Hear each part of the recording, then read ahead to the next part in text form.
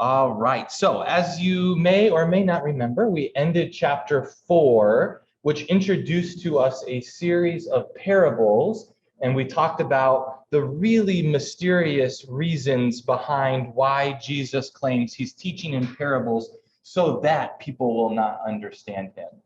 And remember, as we do this, we've said so many times, we never want to create our theology or our understanding of Scripture by just one verse. So after Jesus says that, it goes into the parable of the lamp, where Jesus says everything should be made known. So Jesus is trying to make his identity known. He's trying to make his teachings known. But it is something that's requiring people to change their worldview, to be open-minded. And so it's an invitation for them to dig deeper. And we are in the role of those first century listeners, trying to dig deeper ourselves and come to an understanding of who we think Jesus is. That's the whole purpose of the Gospel of Mark, is for us to be thinking about the identity of Jesus. And we ended chapter 4 with this story of Jesus calming the waters of the Sea of Galilee. Remember, we talked geographically that the Sea of Galilee is not actually that big. So the disciples probably could have seen the shore and known that they were safe, and yet they're still freaking out. And we have seen Jesus have the ability to forgive, to heal, to define what it means to worship on the Sabbath and what that looks like. And here Jesus somehow has powers over chaos or the elements or creation. And so these are all stories meant to give us clues that something different is happening with Jesus beyond just being a really interesting teacher, which he is. So we'll transition from chapter 4, where we are most likely asking, just like the disciples, Jesus, teacher, do you not care that we are perishing? Well, Jesus comes to the other side of the sea. Let's read this together. To the region of the Gerasenes. And when he had stepped out of the boat, immediately a man from the tombs with an unclean spirit met him. He lived among the tombs, and no one could restrain him any more, even with a chain. For he had often been restrained with shackles and chains, but the chains he wrenched apart, and the shackles he broke in pieces, and no one had the strength to subdue him. Night and day among the tombs and on the mountains, he was always howling and bruising himself with stones. When he saw Jesus from a distance, he ran and bowed down before him, and he shouted at the top of his voice, "What have you to do with me, Jesus, Son of the Most High God? I adjure you by God, do not torment me." For he had said to him, "Come out of the man, you unclean spirit." Then Jesus asked him, "What is your name?" He replied, "My name is Legion, for we are many." He begged him earnestly not to send them out of the region. Now there on the hillside a great herd of swine was feeding, and the unclean spirits begged him, "Send us into the swine, let us enter them." So he gave them permission. And the unclean spirits came out and entered the swine, and the herd, numbering about 2,000, stampeded down the steep bank into the sea and were drowned in the sea. If I'm trying to approach this passage as a first century listener, I'm wondering, what is the first word that's going to strike you and make you think, okay, something big is happening here? Any guesses? Maybe you're going to come up with a different answer than it's in my mind. But what do you think is the first word that should be shocking to us?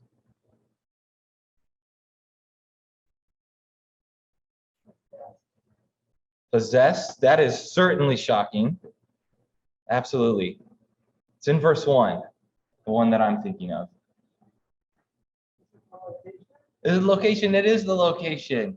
So the region of the Gerasenes. So the Sea of Galilee, if you can picture where it is, in upper Judea, so we're talking northern Israel, along the ridge of the Galilee are towns where Jews don't live. They're full of Greek inhabitants. There's a region that you may read of elsewhere in scriptures. Actually, when these stories are told in other gospels, they'll use the word the Decapolis, which is 10 cities, which are 10 major cities that the Greeks had built around this region. And so Jewish believers in Jesus are going to be thinking that this person is the Jewish Messiah.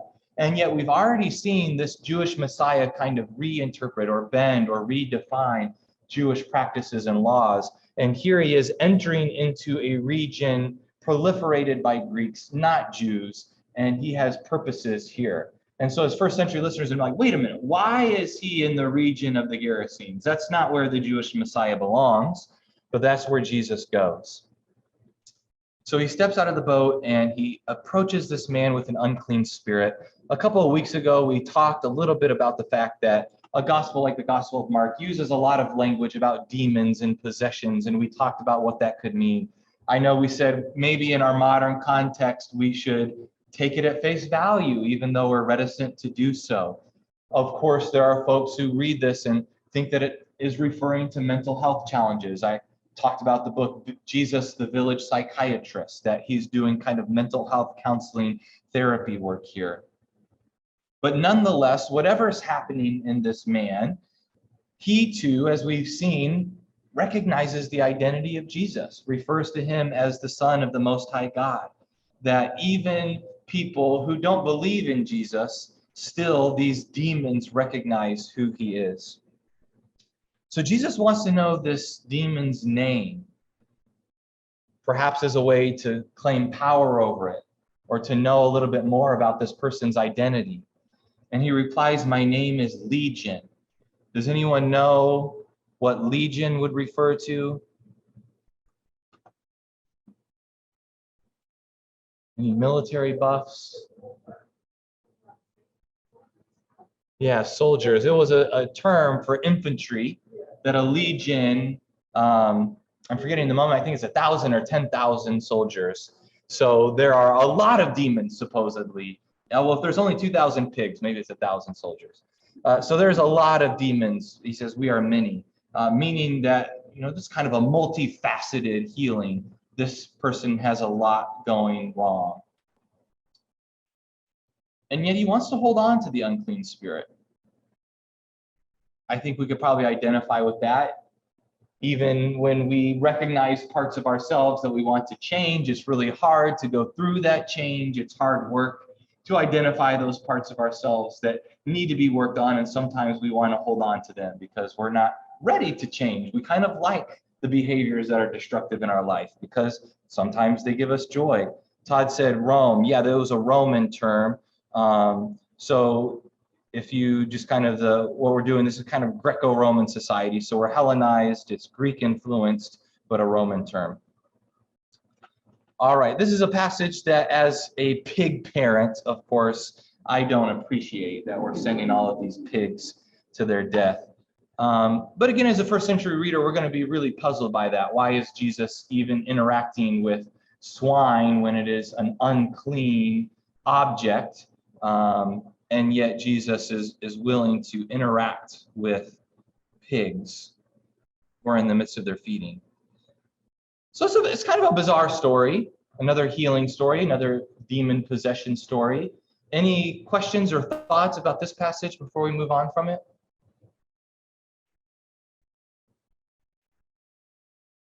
All right, let's go to the next passage. Oh, we're going to continue. The swineherds ran off and told it in the city and in the country. Then people came to see what it was that had happened.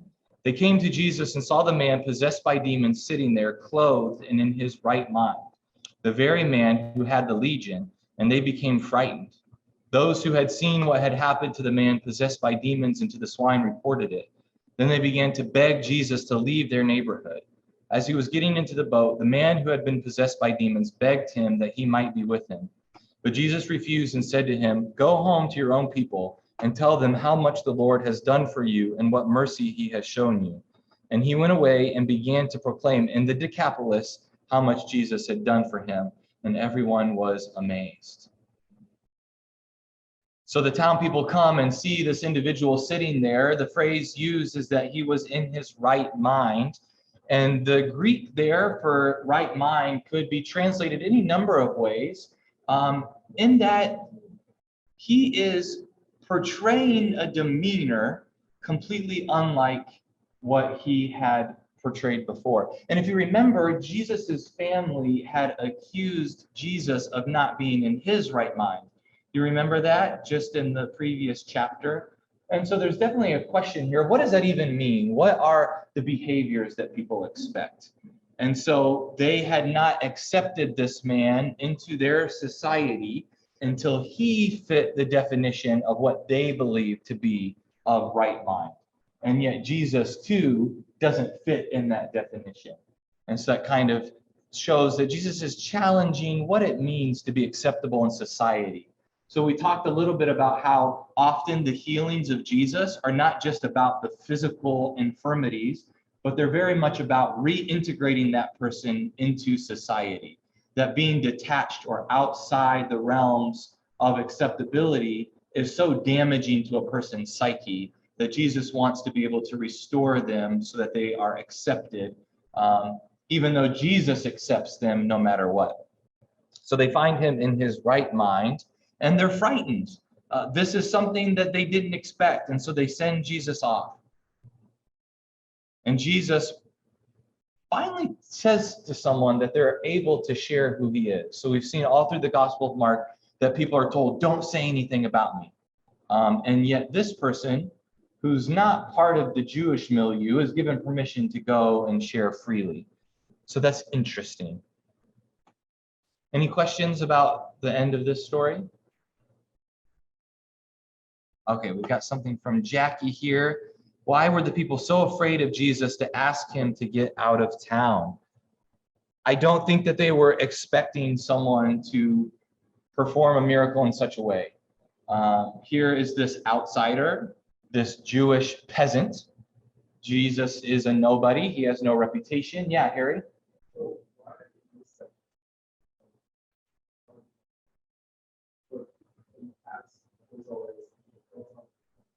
Yeah, so the question is why? Why did Jesus say you're free to tell people?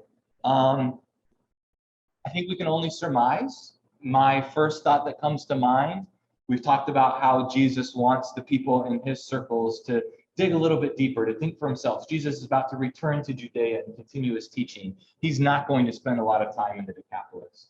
And so while he wants his Jewish circle to dig deeper, to think more critically, since he's not returning to these Greek cities, perhaps he's like, okay, this is my one chance for someone to actually share and preach the good news in this region, even though I'm returning back to Judea. That's the first thought that comes to my mind. But I think it's a great question, and it's part of this mystery of this secret of the Gospel of Mark. Why does Jesus tell so many people not to say something?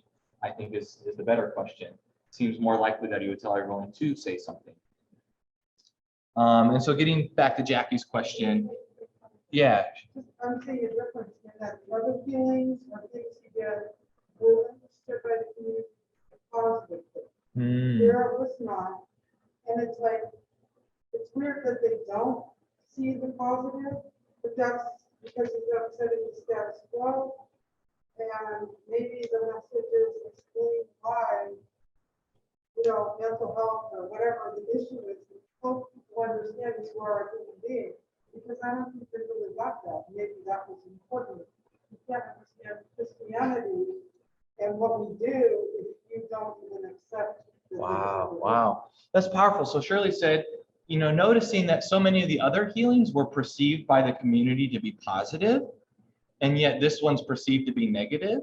And so maybe the order to tell everyone what has happened is a way to respond to sort of this negativity.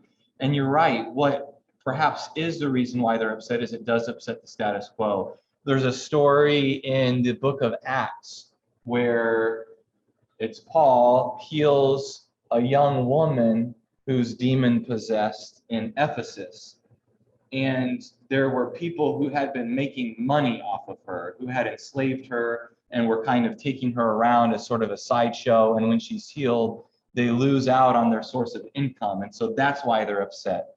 And so I think this idea of, we've put this guy on the outside and now he's sitting here in his right mind and we don't know what to do with this, upsetting the status quo rubs people the wrong way. All right, yeah, Chris.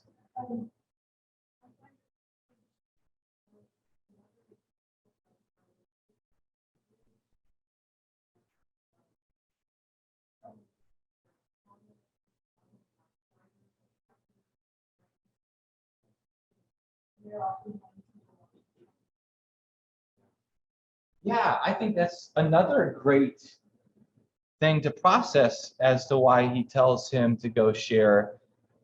Because a lot of the people who are not sharing are in circles with kind of the religious elite. And this is a good example that so often the people that Jesus is interacting with and bringing into his circle are those who are not part of any sort of upper echelon. And the ones who are the proclaimers of the gospel, the women at the tomb, the shepherds in the fields, this man here who's healed in the Decapolis, the woman at the well in John chapter 4. Say again? And the swineherd. Yeah, the pigs. And we know that women were not allowed to present eyewitness testimony. So the fact that the story of Jesus's resurrection, the eyewitness testimony, is from people who are legally not allowed to give eyewitness testimony, I think is just a really incredible dynamic aspect of the gospel message. That if you want to be part of this, then these are the people you have to listen to. This is who you have to believe. We talked about last week with these parables, kind of the humility of the gospel, that it's not the mustard seed is this shrub, and that's what we're going to compare it to. And the swineherd and the demoniac from the Decapolis, that's who's going to hear the gospel. All right, observations. Okay, we're going to get another healing story. And we're going to learn a little word here. Here's another. They may have been unhappy about losing all their pigs too. Yeah, another economic reason for sure. Okay, here's a word for you. Intercalation. INTERCALATION. Two stories being put together that could have been separate. And you put them in the middle of each other so you can communicate a bigger point. The Gospels do that a lot, and we're going to see that right here. When Jesus had crossed again in the boat to the other side, a great crowd gathered around him, and he was by the sea. Then one of the leaders of the synagogue, named Jairus, came, and when he saw him, fell at his feet and pleaded with him repeatedly, "My little daughter is at the point of death. Come and lay your hands on her, so that she may be made well and live." So he went with him. And a large crowd followed him and pressed in on him. Now there was a woman who had been suffering from a flow of blood for 12 years. She had endured much under many physicians and had spent all that she had, and she was no better, but grew worse. She had heard about Jesus and came up behind him in the crowd and touched his cloak. For she said, "If I but touch his cloak, I will be made well." Immediately her flow of blood stopped, and she felt in her body that she was healed of her disease. Immediately aware that power had gone forth from him, Jesus turned about in the crowd and said, "Who touched my cloak?" And his disciples said to him, "You see the crowd pressing in on you. How can you say, 'Who touched me?'" He looked all around to see who had done it. But the woman, knowing what had happened to her, came in fear and trembling, fell down before him and told him the whole truth. He said to her, "Daughter, your faith has made you well. Go in peace and be healed of your disease."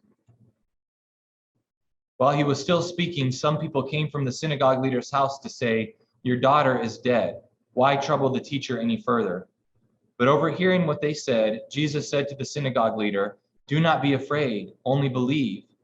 He allowed no one to follow him except Peter, James, and John, the brother of James. When they came to the synagogue leader's house, he saw a commotion, people weeping and wailing loudly. When he had entered, he said to them, "Why do you make a commotion and weep? The child is not dead, but sleeping." And they laughed at him.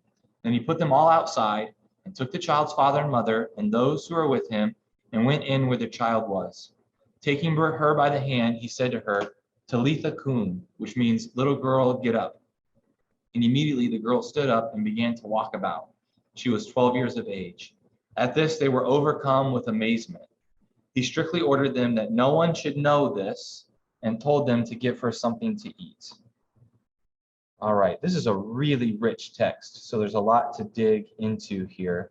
So the intercalation, the healing of the woman with the bloody flow, is put into the middle of the healing of Jairus's daughter. And so just kind of your own initial observations, what are some of the differences or similarities in these stories as we're trying to compare them and understand why the author might have done this?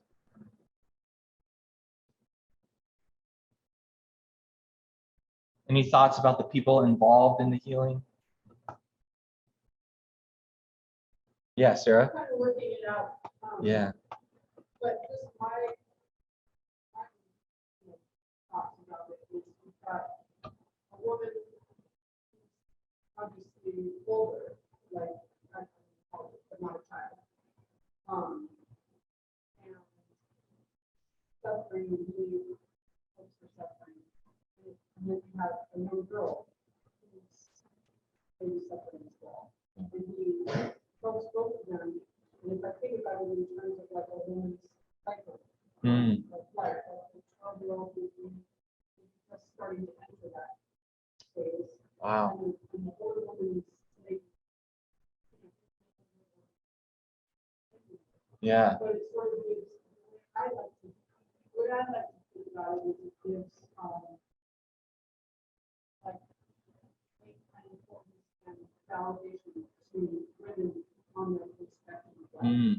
Wow, that's a really great observation. So noticing that the woman with the bloody flow is at least not a child. And so we have two women who are suffering, one, a 12-year-old who could be on the precipice of entering into her cycle, and a woman who's in the middle of it, maybe at the end of it, but just identifying that Jesus is healing these women at all spots on the spectrum of the life cycle or the body cycle. That's a great observation.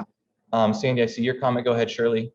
They're also different in that the woman would be considered unclean, stay away from everyone. That was what he did, as opposed to Jairus' daughter, he's a leader of the synagogue, so she has some steps. Yeah, other great observations. The status is absolutely different here. So we only have one name in this story of two healings, and that's Jairus, the man, the synagogue leader. That's the only one who's of importance enough to even tell us the name. But Jairus has a lot of status. And Jesus has been persecuted in the synagogues. And so right away, as we're reading this, we're like, oh, a leader in the synagogue, Jairus? Like, we know Jairus. Jairus is coming to Jesus. This is kind of hearkening to the concept of there are no atheists in the foxhole. When your daughter is dying, you're going to go figure out something to do. And that for Jairus is to try to ask Jesus for a healing. And so the status is absolutely different. And so let's just kind of work through that. These are really good observations. So going back to verse 21, we'll just work our way through the text. Any other thoughts here? Sandy, you said to show that God heals ending of the cycles, menopause. Yes. Verse 21, this is the Gospel of Mark in a nutshell. Jesus is not spending his everyday zipping from one side of the lake to the other, but that's just what the author does to kind of keep the action moving. Jesus crosses the boat to the other side. Pretty soon he's going to cross the boat to the other side, and he's just going to go from this region to that region, and each time a crowd is going to follow him. And yes, a leader of the synagogue named Jairus comes and begs for Jesus' healing. And the intercalation is also meant to serve as kind of a heads up that Jesus is taking his time. We see this also in the Gospel of John with the healing of Lazarus, that Jesus waits a few days before going to visit his friend who's ill. And so Jesus is taking his time. He could have kept moving through the crowd. After the person touched him, he could have ignored it and kept going, but he stops. Even though this is the daughter of a synagogue leader, he stops to bend down and figure out what's going on with this woman. And so we're told that she's been suffering from a flow of blood for 12 years. You may know already that Levitical law said that when a woman was in her menstrual cycle, that she was unclean and actually had to sit outside of the gates of the city until she was allowed to then go through the mikvah ritual purification and re-enter into society. Has anyone read either The Year of Living Biblically by A.J. Jacobs or The Year of Biblical Womanhood by Rachel Held Evans? Both authors attempt to kind of live out for an entire year biblical law in its literal form. And so they practice this. He makes his wife sit on a special chair during her menstrual cycle and chaos ensues. It's funny.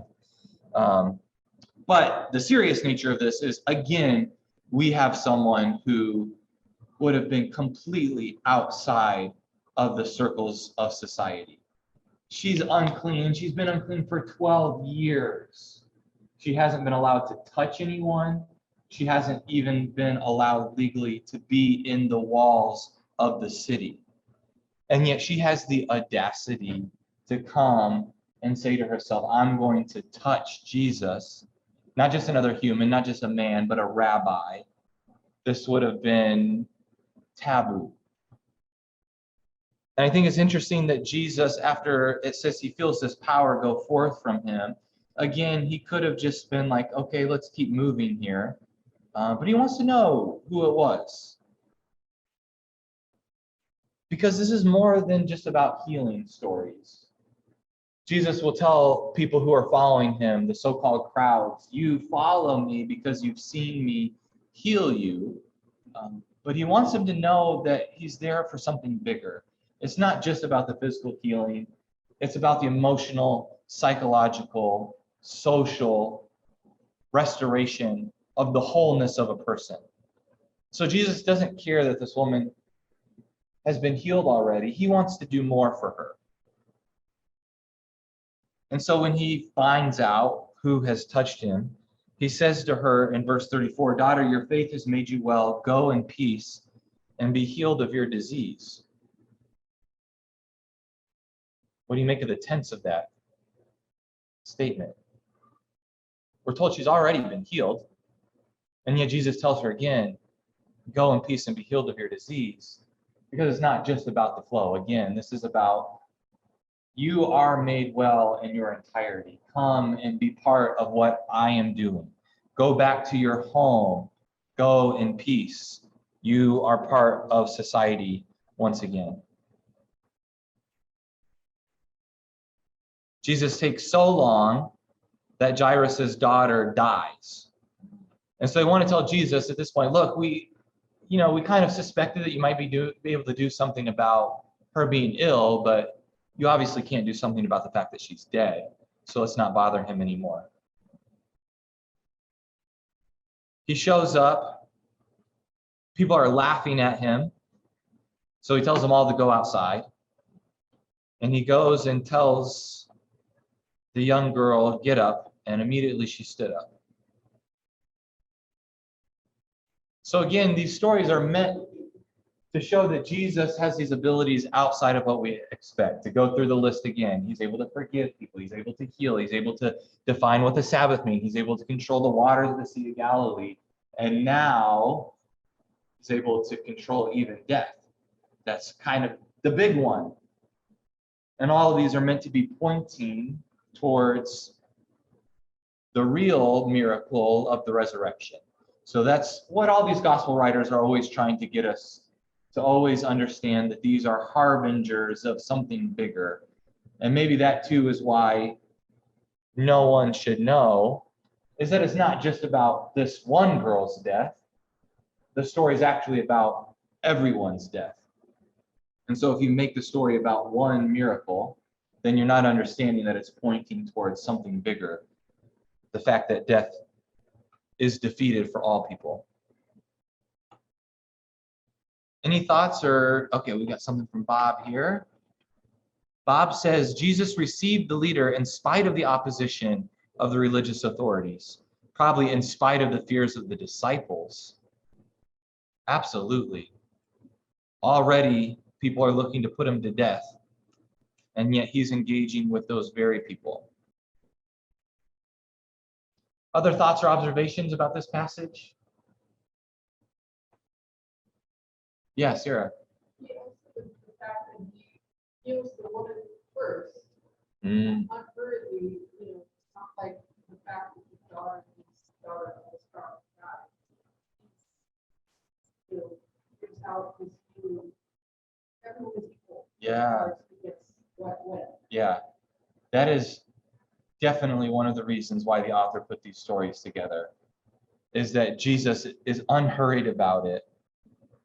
I think the readers would have been reading this and have been like, oh, go, like, what are you doing? Stop, just move on. Yet Jesus continues this process with an unnamed woman who's unclean. That's powerful.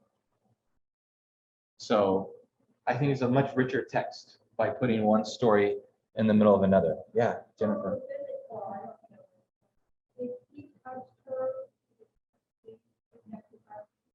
Yes, absolutely. So according to Jewish law, Jesus is now defiled. And yet he goes about his business and goes and touches the Jewish synagogue's daughter. Yeah, so that's big.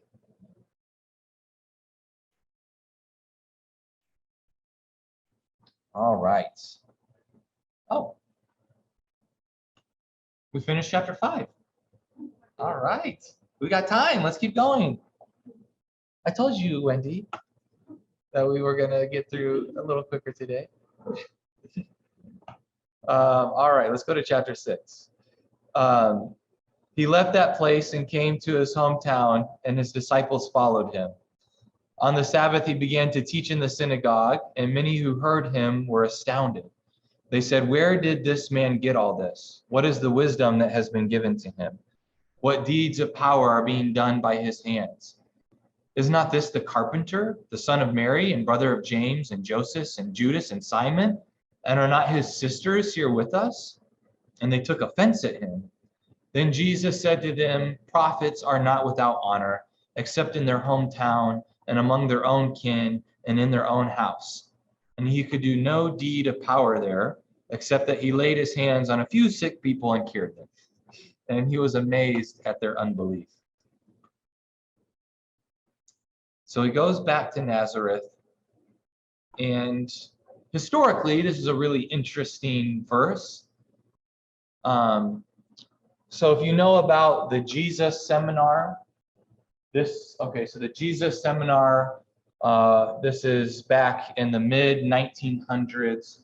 There was a major movement called the Quest for the Historical Jesus, and people wanted to know, what can we for sure know about the actual man of history?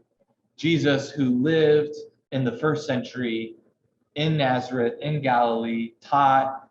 We know from sources that he was crucified by Pontius Pilate.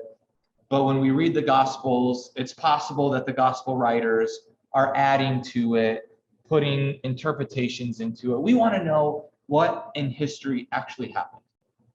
And so the Jesus Seminar came up with this process by which these scholars of the Bible would vote using different colored balls.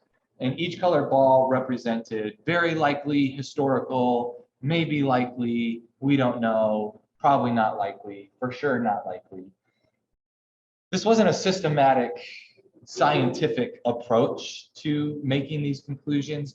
They had a list of guidelines for what they would use to influence how they made these decisions. But one of them was, if something's included, it was called the embarrassment criteria. If something's included in the Gospels that you would be embarrassed by, or that you wouldn't want to include if you were trying to portray Jesus in a particular light, then that raises its likelihood of being historical. And so that's something we would see with verse 3, is if you're trying to teach that Jesus is the Son of God, born of the Virgin Mary, you wouldn't include a verse about his brothers and sisters. And yet this is included. And so those scholars would say, okay, this is probably way more likely to be historical because there's reasons not to include it, but it is included. Does that make sense? Okay, so historically this is interesting.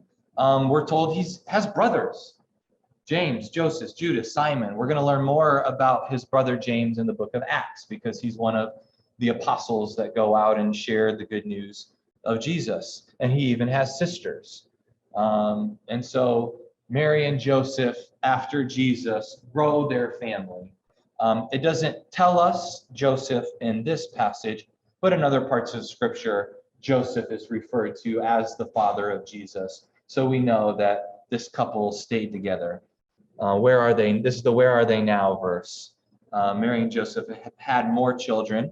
Remember that I told you the Greek word here for carpenter is not what we assume of as a woodworker who's making tables and chairs.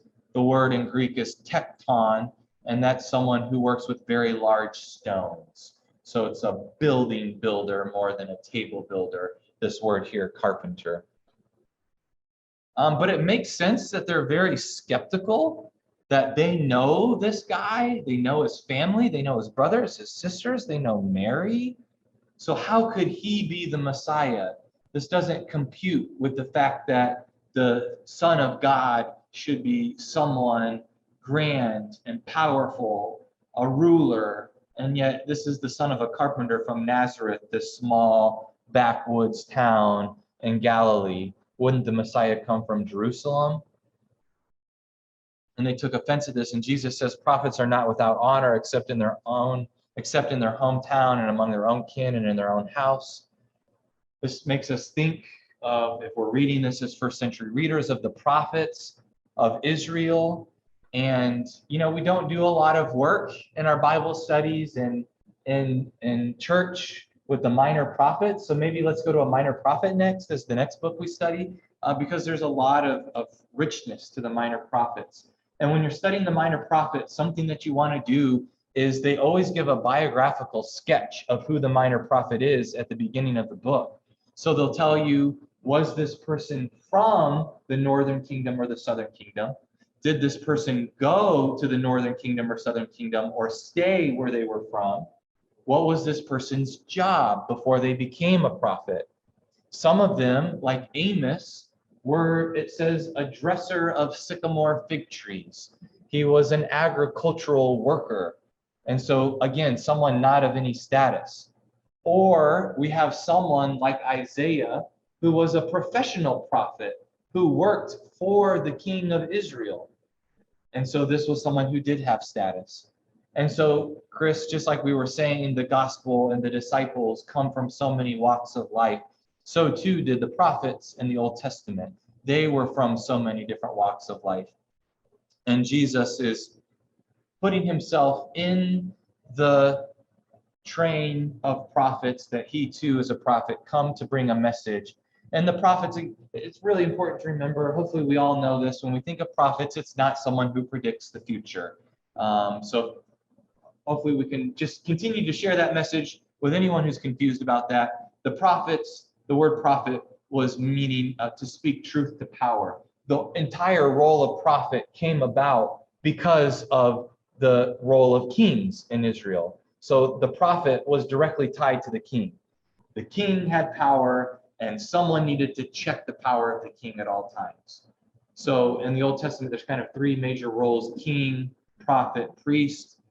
Later in the New Testament, it's going to explain why Jesus fulfilled all of the roles of king, prophet, priest. But the role of the prophet is to speak truth to power, to check the authorities. Jesus is saying that he's a prophet. He's here to speak truth to power and to check the religious authorities. All right. I'm going to check here. Sandy told the woman to heal. Oh, we're back in the other story. Sorry, I missed these. Told the woman to heal even though he healed her, grieving that she can't have children. What is the significance of her being 12? Oh, good question. I don't know. But we see 12 all the time in terms of completeness. Had her life been complete, and yet Jesus brings her back to life? I don't know. Great question. Any comments here? Yeah.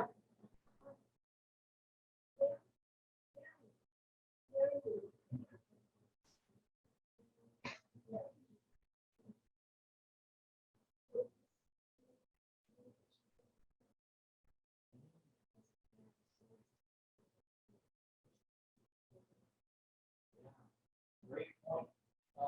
So the comment was, you know, Mary knows the source of Jesus, knows that he came from God, and yet perhaps Mary's not sharing her story for the town of Nazareth not to know what's going on. That's a great observation.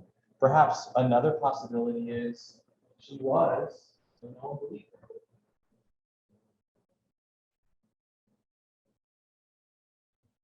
And Joseph might have reasons not to share the story. Yeah, that's a good observation. Any comments about this beginning of chapter 6? Yeah, Harry.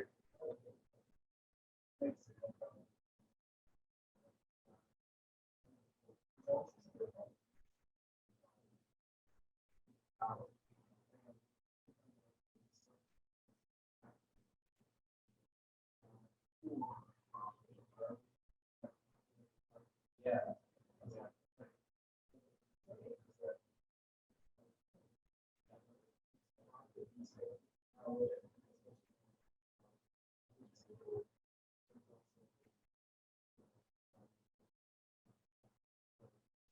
Yeah, Harry was talking about when Jesus takes on this role of prophet, there are some folks who would say, is Jesus the Son of God or was he a prophet? That's kind of part of this quest for the historical Jesus, is to try to define Jesus in a specific role. Who was he?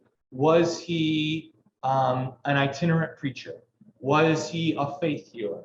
Was he a rabbi with a new interpretation of Judaism? Was he a prophet in the vein of Elijah? Was he the Son of God? Was he someone deranged? And so there's kind of this attempt to kind of come to one conclusion, and yet Jesus is defining himself in multiple ways. It's not just one of those categories, and that who God is all of these categories, that God is a teacher and a healer and a preacher and a prophet.